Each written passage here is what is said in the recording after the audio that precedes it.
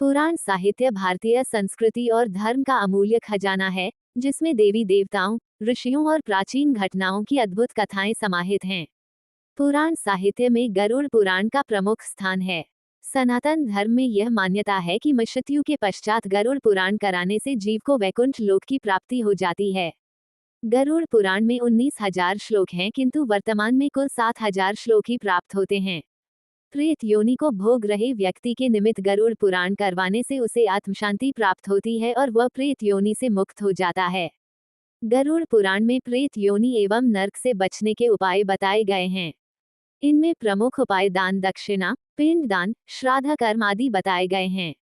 मस्त आत्मा की सद्गति हेतु पिंड दानादि एवं श्राद्ध कर्म अत्यंत आवश्यक हैं और यह उपाय पुत्र के द्वारा अपने मस्तक पिता के लिए है, क्योंकि पुत्र ही तर्पण या पिंड दान करके पुण्यनामक नरक से पिता को बचाता है। पुत्र का मुख देखकर पिता पैतृक ऋण से मुक्त हो जाता है।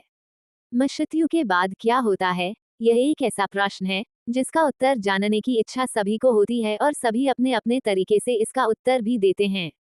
गरुड़ पुराण भी इसी प्रश्न का उत्तर देता है। मनुष्य अपने जीवन में शुभ, अशुभ, पाप पुण्य, नैतिक अनैतिक जो भी कर्म करता है, गरुड़ पुराण ने उसे 3 भागों में विभक्त किया है।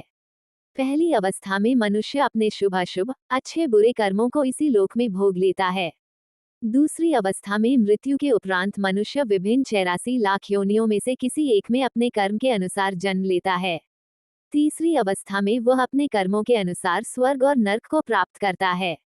गरुड़ पुराण के अनुसार जो दूसरे की संपत्ति को हड़पता है, मित्र से विश्वासघात करता है, ब्राह्मणों की संपत्ति से अपना पालन करता है, मंदिर से धन चुराता है, पराई स्त्री या पर पुरुष से व्यभिचार करता है, निर्बल को सताता है, जो अपनी निर्दोष माता, बहन, पुत्री, स्त्री, पुत्रवधू, पुत्र इन्हें बिना किसी कारण के त्यागता है, उसे भयंकर नरक योनि में जाना पड़ता है एवं उसकी कभी मुक्ति नहीं होती है। इस संसार में भी ऐसे पापी व्यक्ति को अनेक रोग एवं कष्ट घेर लेते हैं। व्यापार में हानि, घर में कलह, कष्टी हानि, ज्वर, संतान मृत्यु आदि दुख से वह जीवन भर दुखी रहता है। अंत समय उसका बड़ा कष्ट में होता है तथा मरने के पश्चात वह भयंकर प्रेत योनि में चला जाता है। शीघ्रम प्रचलदुष्टात्मं गतोऽस्त्वं यमायलम कुंभीपाकादिनरकत्वं नेष्यामश्च माचिम। गरुड़ पुराण। दुष्ट एवं पापी व्यक्ति को यमदूत पकड़कर कुंभीपाक आदि नरकों में कोड़े मारते हुए, घसीटते हुए लिए चलते हैं। वहां यमदूत उसे पाश में बांध देते हैं। वह भूख प्यास से अत्यधिक व्याकुल और विकल होकर दुख सहन करते हुए रोता है। उस समय मृत्यु काल में दिए दान अथवा स्वजनों द्वारा मृत्यु के समय दिए पिंडों को वह खाता है, तब भी उसकी तृप्ति नहीं होती। पिंड दान देने पर भी वह भूख एवं प्यास से व्याकुल लगता है। मांस भक्षण करने वाले व्यक्ति को नरक में वे सभी जीव मिलते हैं जिनका उसने मांस भक्षण किया था, और वे वहां उसके मांस को नोचते रहते हैं तथा वह कई कल्पों तक प्रेत योनि में भटकता रहता है। जब ऋषि के श्राप से प्रेरित तक्षक नाग राजा परीक्षित को डसने जा रहा था, तब मार्ग में महर्षि कश्यप से उनकी भेंट हुई।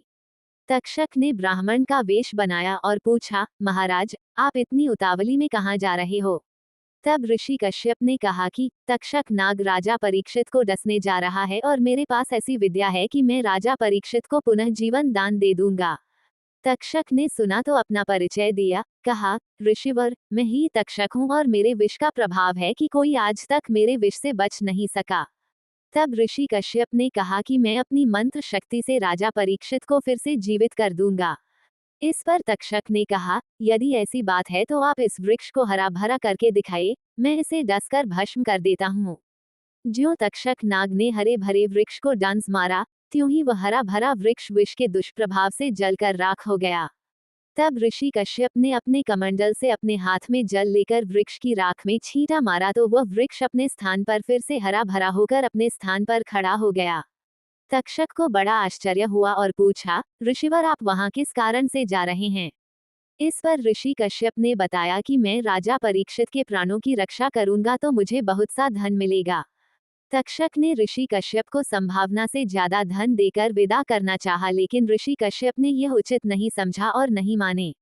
वहां पर तक्षक ने ऋषि कश्यप को गरुड़ पुराण की कथा सुनाई, जिससे ऋषि कश्यप को ज्ञान हुआ कि जिसने जो कर्म किया वह अवश्य ही भोगना पड़ेगा और किसी के बचाने से कोई बच नहीं सकता।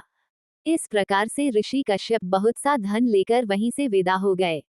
वास्तव में गरुड़ पुराण सुनने से मनुष्य को सच्चे ज्ञान एवं वैराग्य की प्राप्ति होती है और वो बुरे कर्म करने से बचता है तथा जीवन का यथार्थ ज्ञान उसे मिलता है। इस पुराण में महर्षि कश्यप और तक्षक नाग को लेकर एक कथा है। यदि आपको ऐसी पौराणिक कथाएं पसंद हैं, तो वीडियो को लाइक करें, चैनल को शेयर करें और ऐसे ही ज्ञानवर्धक कंटेंट के लिए सब्सक्राइब करना न भूलें।